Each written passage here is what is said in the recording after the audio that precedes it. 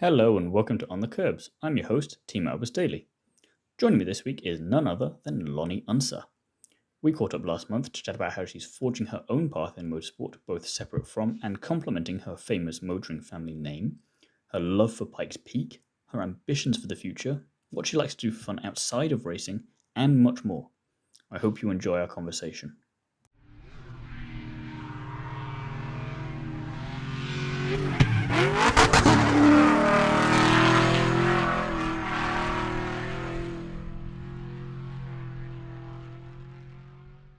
Hi, Loni. Thank you very much for being here today. First of all, how are you?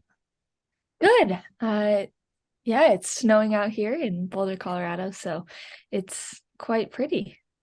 Lovely to hear that. So, first question I like to ask everyone that I talk to on here, which I can probably hazard a guess with in your case, but I'll ask it anyway. What first got you interested in motorsport?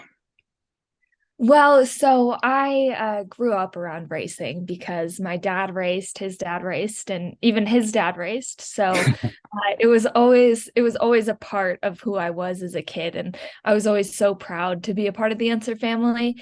And as a little kid, it was like I had race car toys. I'd go to the racetrack with my dad, and I can remember one year that he ran the Indy 500. This is a very vivid memory I have for being so young. I was probably about like 2 or 3 years old, and I have just this snippet of memory of him putting me in his Indy car and like looking around and thinking it was the coolest thing in the whole world. So really, ever since I can remember, I've been a total motorsports enthusiast. As early memories go, that is a pretty cool one, I'm not going to lie. Yeah, for sure. I'm definitely was a lucky kid.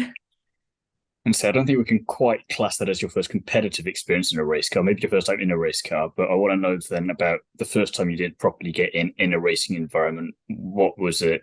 Where was it? And what was that like for you? Well, so I wasn't able to start racing until I was a little bit older, because I grew up in a I mean, small ski town could you in walk at Idaho. that stage yet anyway? Or Yeah, I know. I grew up in a small ski town in Idaho, and so I grew up ski racing actually. So as a team building activity, me and my ski team would go to the go-kart track, and so that was really the first place I got the proper, not even proper racing experience. But I was able to just beat all of my friends and everybody on the ski team, and I was like, yeah, I'm an hunter. I was born to do this. And it was like something that I knew that I loved from young on, and I would beg my parents time and time again to get me in a go-kart and whatnot, but it was never really an option until I turned 19 and was or turned 18 really, and I was a senior in high school. And my dad came to me and said, hey Lonnie, I know this is something that you love to do. This will make you a better driver on the street. Why don't you go to driving school? And of course I was like, absolutely 100%, I'm there. So I went to the BMW Performance Center and did the 2 day school. And I'm sure my dad massively regretted it, because the night after the day, I was like, okay, how am I going to get into racing? How are we going to make this happen? And he was like, I don't think it's possible. But you heard the wheels, or you could tell his wheels started to turn, and he started to think about it more and more. And eventually that led to going to the Mid-Ohio School and getting a racing license. And then I started racing Spec Miata in the Rocky Mountain region when I came out to Colorado to go to college. So definitely a little bit later, but it's always been something that has been kind of top of mind for me.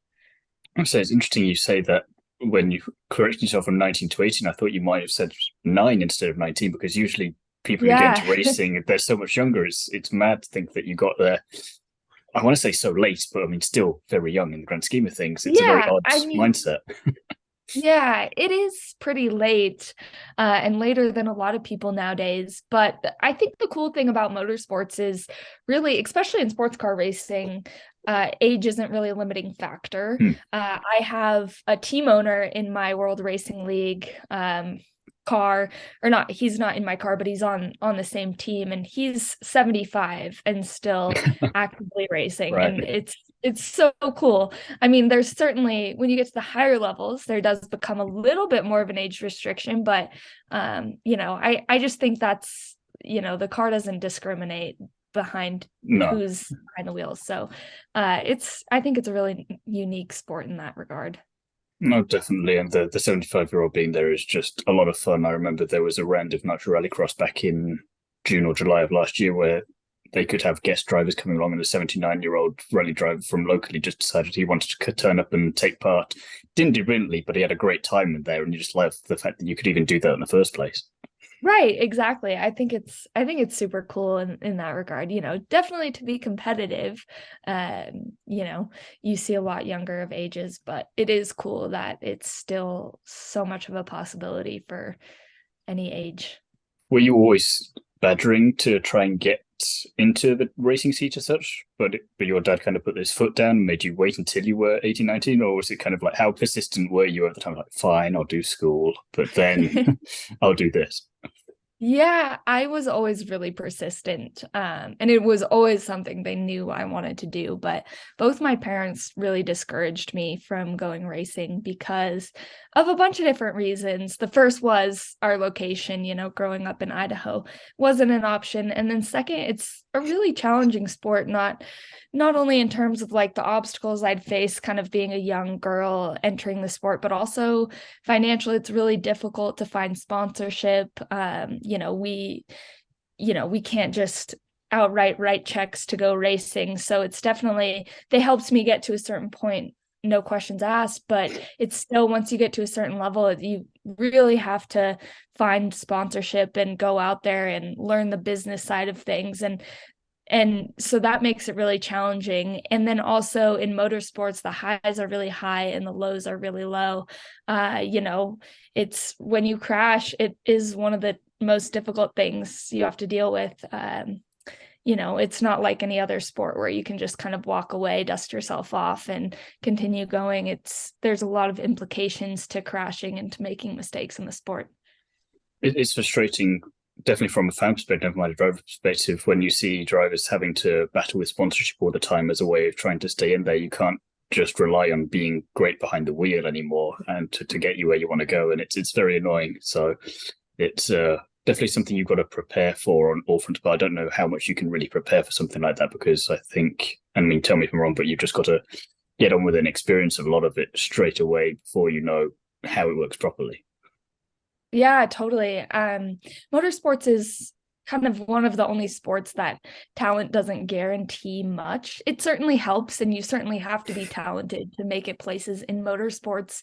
But there's so much more to it that you have to be good at. You have to be good at doing interviews. You have to be good at talking to people. You have to be good at marketing yourself. You have to be able to do all these business deals and have all of these kind of high level business conversations. And that's not necessarily easy to learn when you don't have kind of a background in that and you're kind of thrown into it. But I'm pretty thankful for it, because I have learned so much in my motorsports career that's not just about my sport, but it's more about kind of how to make deals and how to do things outside of the car. And it's just been tremendous for me, and I think it'll carry on in the rest of my life no matter what I do. And I mean, at the very least, interview-wise, so far so good on this one. So you're golden.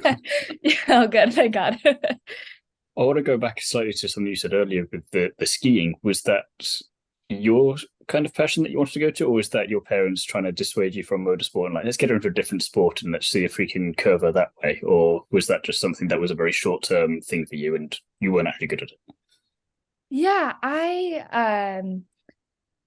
it was because motorsports was never really an option for me. I've always been competitive and I've always wanted to compete. And so I was on skis at 2 years old, and it was just kind of like the natural progression. Yeah, exactly. And it's actually really cool because the sports actually relate really well to each other, because ski racing is a lot about line finding and looking ahead and visualization. And so the crossovers are great, but at the end of the day, I just motorsports was the one thing I wanted to really do. And while skiing was great and I learned so much from skiing, I still always had motorsports in the back of my mind. There was never going to be anything to top that, was there? Let's face it. No, certainly not.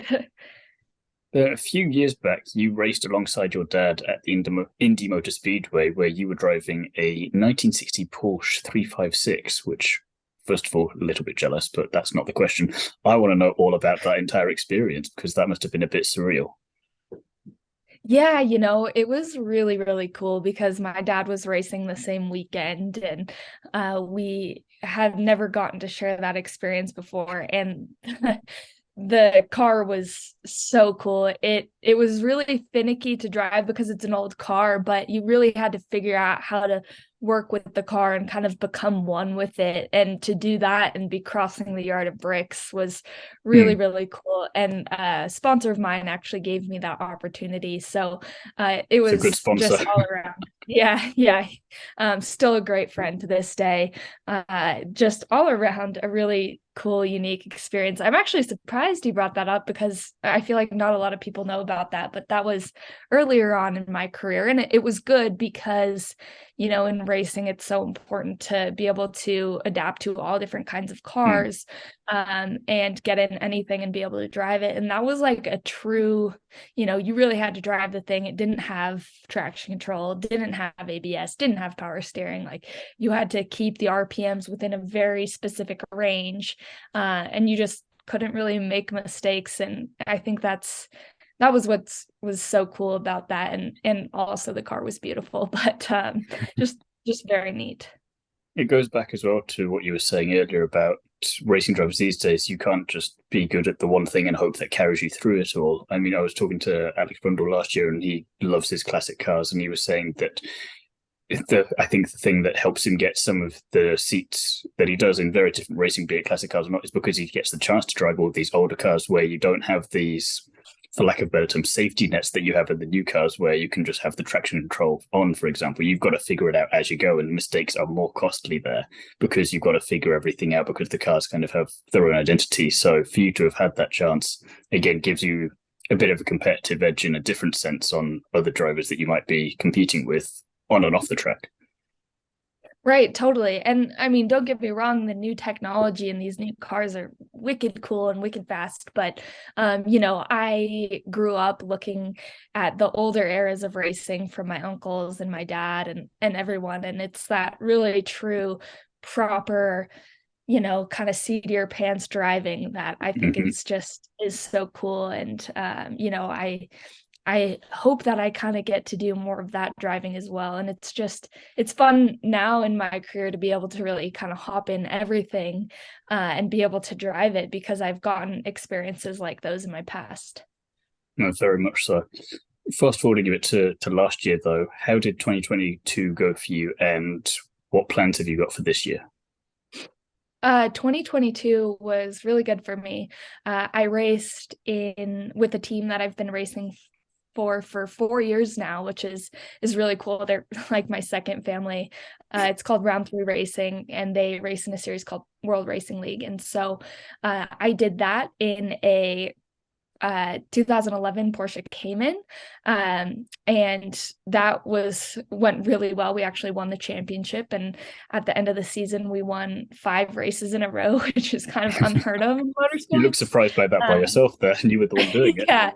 Yeah. It was really cool. It was a very cool season to just be able to be like, winning kind of felt natural, which is always a good thing to feel. And so that season was incredible. I got to share the car with some really cool co-drivers, a lot of shipped up now athletes. I got to drive with Sabre Cook, Aaron Vogel, who else? Isla Argren, a bunch of really cool girls who are also really fast and really great drivers. And they helped us with all of those wins. So that one really better than expected, really. And then I also raced the Pikes Peak hill climb for the 100th running, which was the coolest thing I've done in my entire life. Aside from the championship was also pretty cool. I But was going to say Pikes Peak, but championship, yeah, it's all right, I guess. yeah, pretty good year if I do say so myself. And yeah, Pikes Peak was phenomenal. I got to race that in a Cayman GT4 club sport. You So like your really got Porsches, don't you? yeah, I got to stay with the Porsche brand last year, and it was incredible. Just really good cars to drive. And then this year, I will be racing Pikes Peak again. I can't really say in what, but I'm You really don't looking know, or forward. you're not allowed to say yet. I'm not allowed to say yet, Fair but I know, and I'm excited, and I think it'll be really cool. So, um, I think that'll be awesome next year. I can see myself running Pikes Peak for years and years to come. Hopefully one day I'll be in a car that's capable of winning King of the Mountain, or Queen of the Mountain in my case. Um, so hopefully that'll happen one day. So racing Pikes Peak again. And this year, I'm still kind of in the stages of planning and can't really say a whole lot, but what I will say is I got done with a race in just this last weekend, where I raced in World Racing League in the highest class, the GTO field, which is pretty much all GT4 cars. It's turned into a really great competitive series. There were 31 cars in our class, and they're all really well prepped, like GT4 race cars. We ran a M4, and we did pretty well. It was a new team, so I got to run with another two of my Shift Up Now sisters, I guess, if you call it that. Sarah Montgomery and Erin Vogel as well were my two teammates, and it was really cool because we ran pretty well for it being our first weekend as a team together, and it was Erin and I's first time in the car. We were running around fifth, and then kind of rain came and it kind of took us back because we had some things go on that we didn't really anticipate, but we ended up finishing ninth on the first race. And it went to show that we kind of have the capabilities to be on the podium throughout the season. And we hope to do that, to race in that GTO field throughout the rest of this season. So we're looking for some success with that. I'd say if that's your starting point, it's a pretty solid place to start from, especially with these unexpected issues, like you were saying there, and all the drivers that you were name dropping there on your Shift Up Now bingo card, essentially. They're all very talented in their own rights and have done multiple disciplines of everything. And I think, again, that contributes to what we were talking about earlier, that you try a little bit of, you do more than one category, and you get that experience, and it makes you a better overall driver, and that clearly translating to the results that we're seeing here. Totally. Yeah, it's been really great, and I'm excited to see what 23 has, and what we can do with that in World Racing League, and what's going to happen with Pikes Peak. And then also I'm looking into running another series as well. Haven't finished those plans though, so I can't say much, but I hope I'll be in another series as well. I'll circle back in a little bit then and try to find out. That sounds good. Motorsports, everything is so secretive. I know. So you're someone, as we've touched upon, with a big name in motorsport, and you're also getting a lot of attention because you're a woman coming through what is a male-dominated sport. So I wanted to know, how difficult have you found it to carve out kind of your own identity separate from these two elements, whilst also kind of complementing those, and just be recognized for being you, essentially? Yeah, it's not easy because there's not many people I don't know if there's any people in my same situation, but I'm very lucky to have both the last name Unser and to be a woman. It's certainly a lot of pressure, but at the end of the day, the reason that I'm in motorsports and that I'm doing this is because first and foremost, I love it and it's what I want to do. And secondly, I want to inspire others to be able to follow their dreams, and especially young girls, whether it's in motorsports or any sort of career that is male dominated, or, whatever it is. I want to be able to inspire young girls. And so I really had to kind of find my own, find myself in that. And, I kind of, and sometimes I have to leave the last name Unser behind. I have to leave, mentally leave it behind and leave the fact that I'm a girl behind and just do my job and just do it to the best of my capabilities. And at the end of the day, I have these things that are really cool that, help me in certain ways. And I'm very proud of those two things, but kind of at the end of the day, I have to relieve myself of those pressures, because if I think too much about it, it becomes too much. And I just want to be any other race car driver, really, at the end of the day. And it harks back to what we were saying before with you and the big age gap you've got with one of your drivers there, the 75-year-old.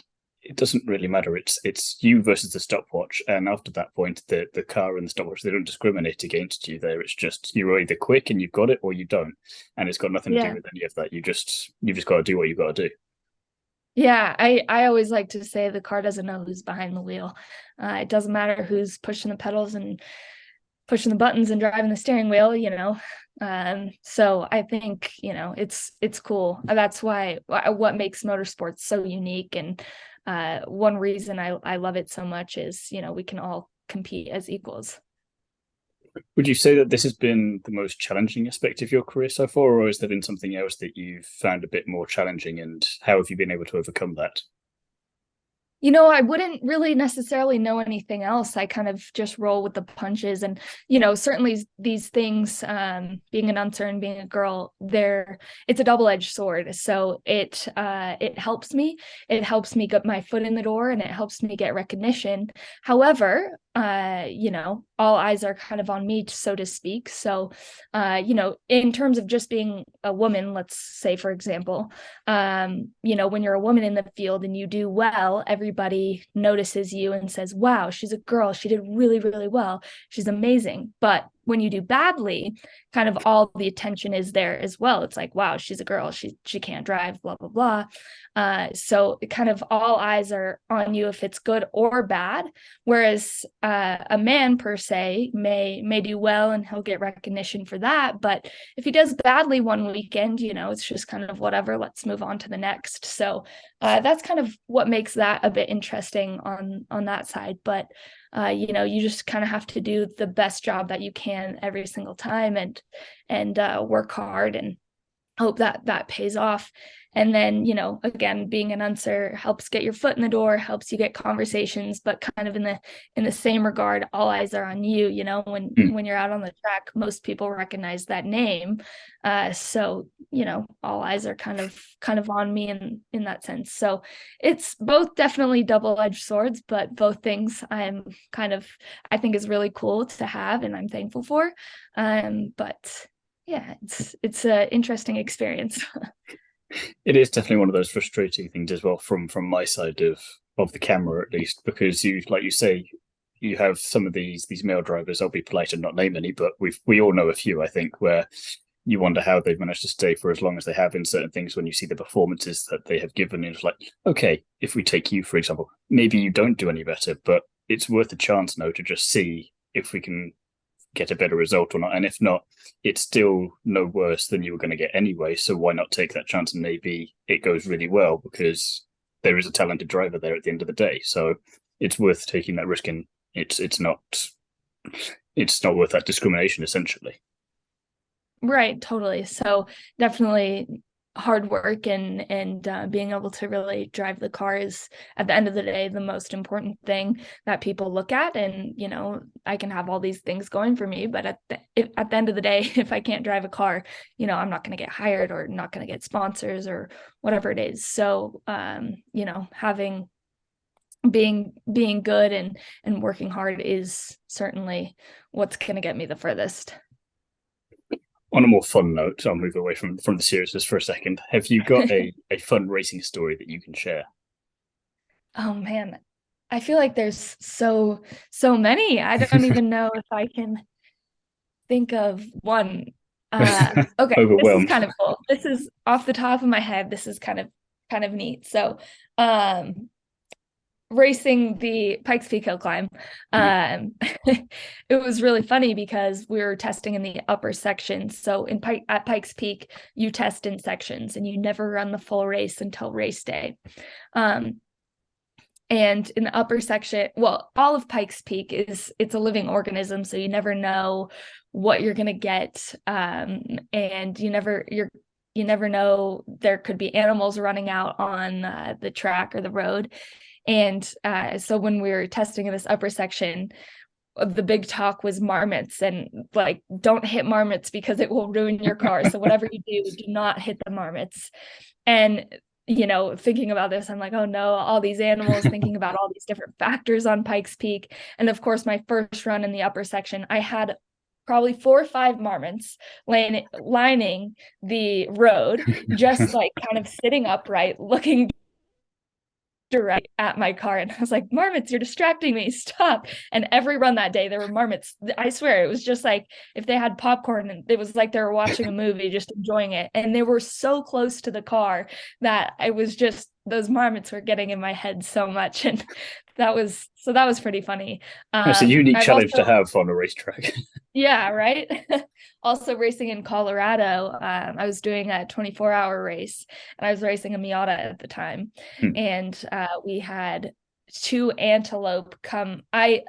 So I was driving up one corner and I saw kind of a yellow flag in the corner of my eye. I'm like, what is that for? I'm not around anybody. And I look up and these antelopes are coming sprinting towards me. I slam on the brakes and they turn around, and it was just this whole thing. I'm like, in the Miata, that would have been really bad if I would have hit those antelopes. So definitely had quite the animal experiences in Colorado, racing in Colorado. So I'm trying to think which would do more damage to which there, with the antelope or the Miata there. I know. Probably equal. Maybe the Miata, honestly. It would have been bad. But it was pretty funny, like looking back on that video and whatnot. So. Oh yeah, you're prepared for racing drivers to come sneaking up on you, not antelope. Right, not antelope. Yeah, exactly. Do you have any bucket list races or series that you'd like to race in the future? Yeah, for sure. So my goal would be to race in IMSA WeatherTech. That's kind of like the end goal. And then of course, who doesn't want to race the 24 hours of Le Mans? And even to just go to that race would be cool, but for sure I'd want to be racing in it. But that is just kind of like the iconic race. I think if you went there to visit the first time, you'd definitely then be like, yeah, no, I've got to do this. Oh yeah, totally. I know that, which is what happened to me at running Pikes Peak. Is I never wanted to run Pikes Peak. It was never something I wanted to do, because when I started my racing career, we'd race at the Speedway in Colorado Springs, and my dad would come out, and because he's, my kind of been my coach, my mentor, everything since I started racing, and he came out to my race, and I said, hey dad, you race Pikes Peak, why don't you take me up the mountain just as a tourist? We'll buy a day pass and drive up the mountain. He's like, yeah, sure, no problem. And we drove up the mountain. Yeah, we were driving up the mountain, and I can remember looking down the 1,000-foot cliff drops thinking, there's no way, I'm never going to do this. I do not want to do this, because I'm kind of afraid of heights too. I was like, nope, this is not something I want to do. No way. And I asked my dad, I was like, Dad, how do you not think about those 1,000-foot cliff drops? And he's like, you just focus on the road. And I was like, yeah, whatever, that's a load of BS. And then in 2021, I had nothing going on. I live in Boulder, Colorado, so Colorado Springs and Pikes Peak isn't very far from me, so I had nothing going on the Sunday that the race was happening, and I was like, might as well go see what all the hype is about. And I went to the race, and I was like, oh my gosh, I have to do this. I know what I'm doing 365 days from now. So I'm sure Le Mans, a long way around, but Le Mans, I'm sure it would be the same exact thing. Although I already know I want to do Le Mans. That's always been on my bucket list. So I've got to ask you the question then. How did you distract yourself away from the 1,000-foot drops? Because you seem to just click like that. I'm like, oh, you know what? I want to do this. So how did you manage that one in the end? Yeah, so it's really true what he said. You just Was it focus because on the the road. animals were lined up there like, oh, I'll hit them first and I'll bounce off, it'll be No, fine? that was a different story. That was a little bit, I didn't like those varmints. But no, it's so true. You just focus on the road. It's actually scarier to me to go 25 miles an hour up the road than it is to go at race speed. It sounds crazy, but at least at race speed, you can kind of take the inside line and then you track out, and it's I just suppose another you're going so end of fast, the you're road. focusing on the road and the track. You can't have any time to think about anything else. Whereas at 25 miles an hour, you can look out the window and like, Exactly. That's oh, that's exactly it. At 25 miles an hour, you're looking down like, nope. Whereas when you're at race speed, it's just kind of you've got one focus.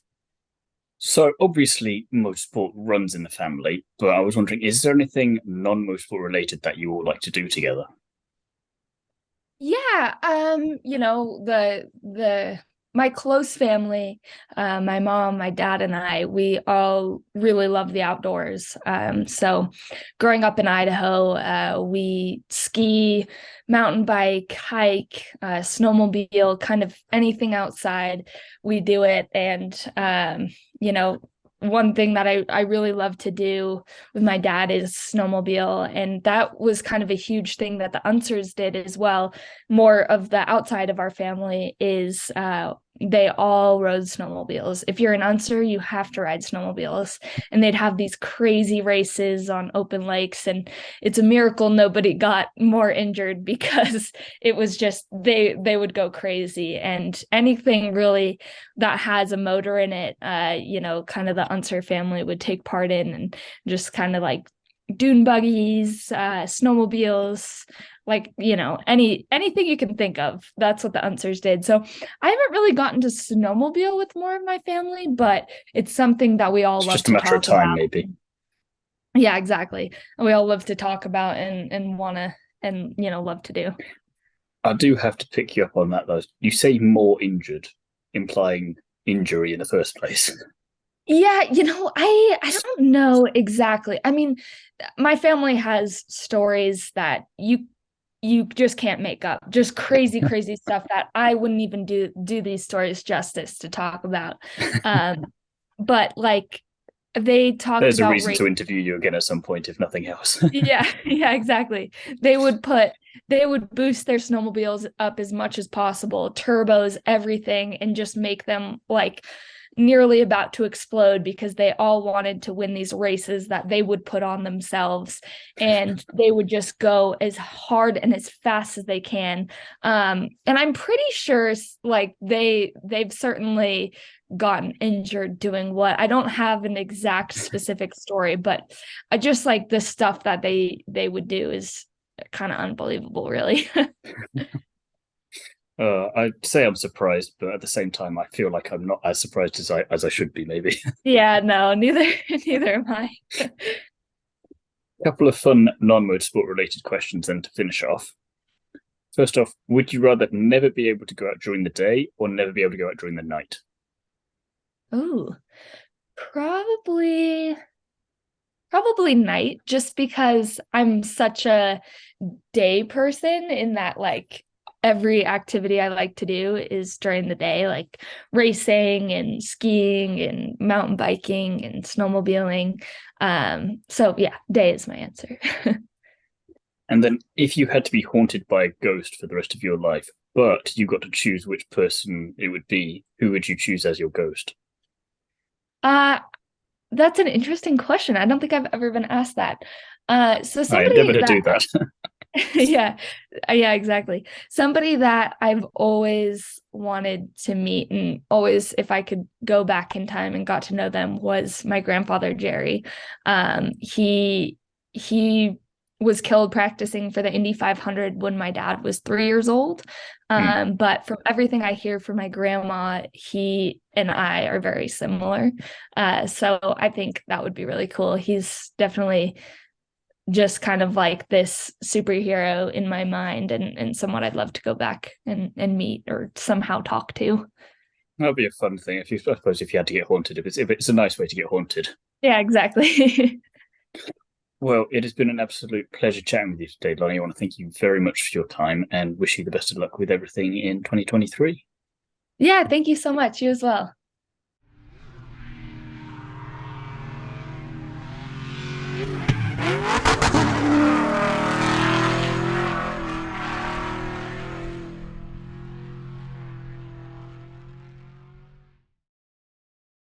Thanks again to Lonnie for coming onto the Kerbs with me. I can't wait to see how she gets on in the 2023 racing season. If you want to follow Lonnie's career, links to her socials will be in the description below, so do go and check those out.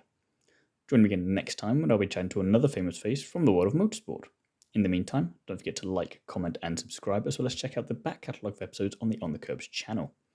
If you want even more from me, you can listen to me chat about everything Formula 1 over on the Undercut podcast, as well as delving into the world of Nitro Rallycross over on the Nitro RX Podcast.